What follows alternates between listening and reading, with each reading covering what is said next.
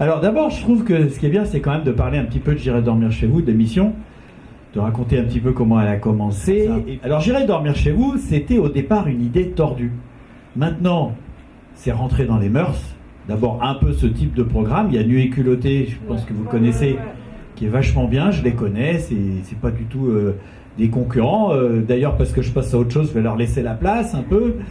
Mais il y a 15 ans, en 2003, quand j'ai proposé cette idée, mais même mes potes disaient tes vacances, on n'en a rien à foutre.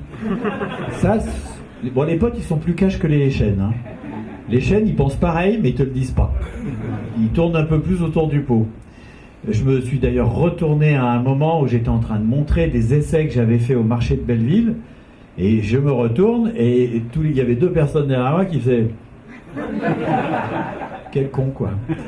Tout ça pour dire qu'à cette époque, faire une émission dans laquelle il n'y avait pas de commentaires, dont on donnait aucune info sur les pays. D'ailleurs, on n'en donne toujours pas. Il y a une vague carte au début qui dit à peu près où c'est, mais il n'y a pas tellement d'informations. C'est filmé avec les pieds, puisque je regarde même pas dans le viseur. Donc, même un mec pas doué, il filme mieux que moi, puisque tout est fait au jugé. Et puis en plus, elle est totalement improvisée. Donc ça veut dire que quand tu rencontres les dirigeants de chaîne et que tu leur dis voilà, je vais faire une émission, je sais pas ce qu'il y aura dedans, je sais pas qui je vais filmer, et puis on va me voir en plan plus serré que le présentateur du journal de 20h la moitié de l'épisode. Enfin bref, les mecs ils ont dit non. Faire une émission de télé, surtout comme J'irai dormir chez vous, ça coûte pas si cher. Donc bien que pratiquement tout le monde m'ait dit non, je dis pratiquement tout le monde parce que il y a une chaîne qui m'a suivi au début, c'est Voyage. Une petite chaîne du câble, qui à l'époque était une toute petite chaîne du câble, et qui trouvait que c'était rigolo. Donc, quand tu dis ça, eh bien évidemment, tu convaincs pas grand monde. Mais, comme ça coûte pas très cher, tu peux partir et faire les épisodes et continuer. Résultat, pendant 6 à 8 mois, j'ai pas été payé. Parce qu'il n'y avait pas d'argent, on avait juste de quoi faire le tournage. C'est que mon producteur de l'époque, de toute façon, il ne pouvait pas me payer. Parce que mon producteur, il s'appelle Bonne Pioche. Ils sont 2, enfin ils étaient 3, ils m'ont suivi pour faire J'irai dormir chez vous, sans me payer. Et ils ont bien fait, puisque avec La Marche de l'Empereur, ils ont eu un Oscar à Hollywood, et c'est un film qui a cartonné, qui a très bien marché. Et puis, avec J'irai dormir chez vous, 15 ans plus tard, on travaille encore ensemble. Voilà.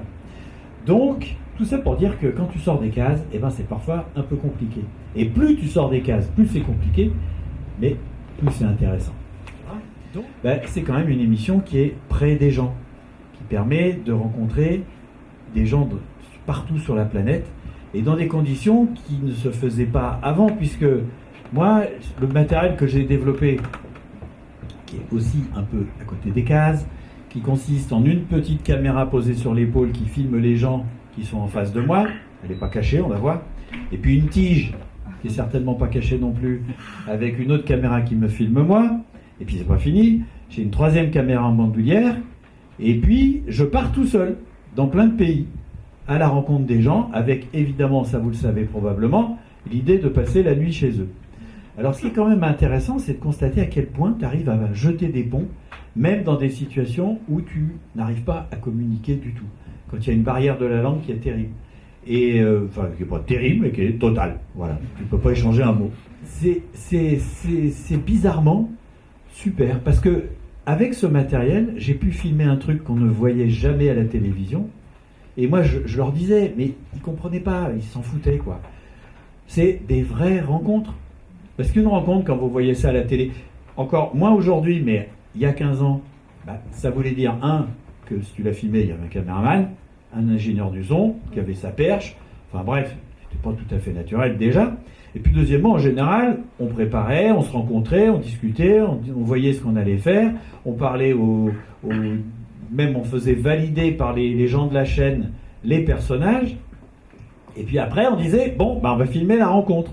Tu te doutes qu'elle est un petit peu moins naturelle que quand tu arrives cash comme ça au hasard.